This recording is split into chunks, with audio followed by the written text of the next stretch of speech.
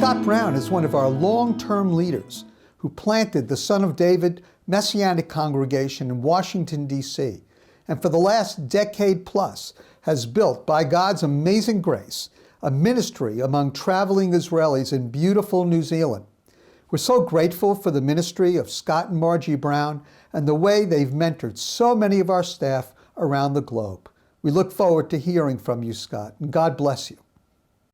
I bid you shalom from way down under in New Zealand. My name is Scott Brown, and I'm the director of the New Zealand branch of Chosen People Ministries.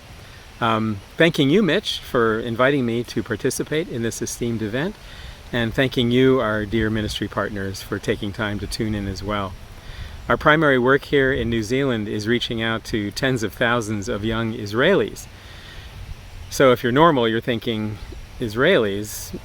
Did you make a wrong turn over India? I mean, why aren't you in Israel reaching out to Israelis, not New Zealand? Well, you know the kingdom of God. It doesn't play by the rules. If you want to be first, you must be last. If you want to gain life, you must lose your life.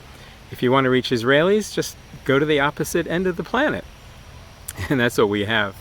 We have many thousands of young Israelis who, after their mandatory military service, travel the world. Many of them come to New Zealand.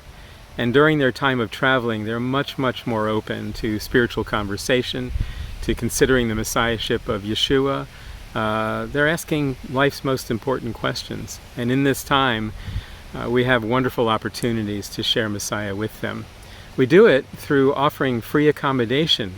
We've had as many as 5 facilities peppered throughout the South Island. These are facilities which are staffed by young, born-again, Spirit-empowered believers who are sharing Messiah with our Israeli guests day in and day out.